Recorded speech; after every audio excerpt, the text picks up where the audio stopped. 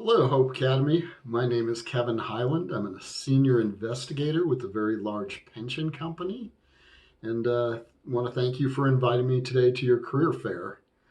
Um, One of the things that when I was trying to decide what I wanted to do was while I was in college, I went to a career fair, much like what you guys are going through now, but virtually. And there was a booth there by the with the Federal Bureau of Investigation. And I thought investigating things sounded pretty interesting. So that's where I kind of made the decision that I wanted to become a criminal investigator. At the time, the FBI was only hiring attorneys and scientists and accountants. And I wanted to, I knew I couldn't be an attorney or a scientist, so I decided on accounting. So I changed my major and became an accountant. Um, when I graduated, I started looking for jobs. Obviously, you're not going to get your dream job right away out of school. You got to get experience and stuff. Um, so I went to work for the state auditor's office, and this was pretty helpful in terms of learning how to find problems, find mistakes, find things that people might not be doing things right. So it was a great resource in terms of learning how to find stuff in financial documents. After that, I went to work for the Colorado Department of Public Safety as a federal grants accountant. Um, the agency that I wanted to work for was the Colorado Bureau of Investigation, and it was within the Colorado Department of Public Safety. So I got closer to my goal of becoming a CBI agent. And so that's why I took that job, even though it wasn't doing criminal investigations right away. Well, my next stop was internal audit within the Department of Public Safety once again. And in that position, it allowed me to get a view of not only what the Colorado Bureau of Investigation was doing, but what the Colorado State Patrol was doing. So, again, not exactly what I wanted to be doing, but it's getting me in the right direction. It was during this time that I got my certified public accountants CPA license. And so that is a great credential to have going forward. Then next, there was an opening at the Colorado Bureau of Investigation, but it wasn't an investigator yet. It was their chief budget officer. So I said, well, it's going to get me closer to my dream job of being an agent with the Colorado Bureau of Investigation. And so I was their budget officer. As a budget officer, I prepared the budget. I submitted requests to the legislature for big projects that we wanted to complete at the Colorado Bureau of Investigation. I managed a staff.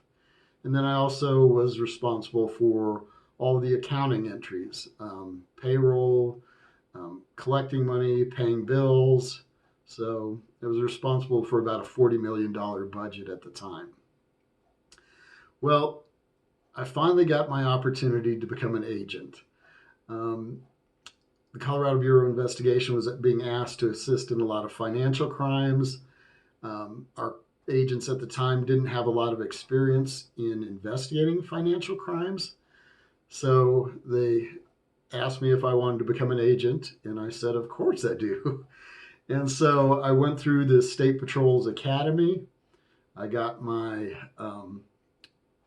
license to become a police officer in the state of Colorado. It was a very grueling and very tough, but I enjoyed all of it. It was wonderful. And so then I became an agent with the Colorado Bureau of Investigation.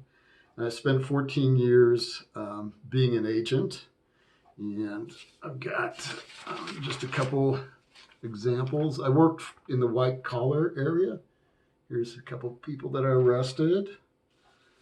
And there's some more folks that I arrested.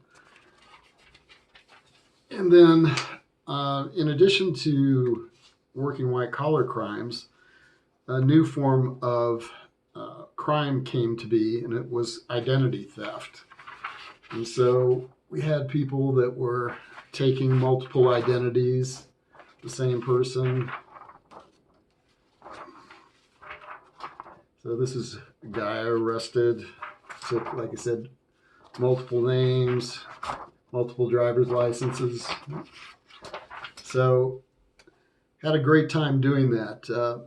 In addition to identity theft, worked tax fraud, securities fraud, um, the mortgage fraud I just showed you. So in total, I worked $73 million worth of fraud.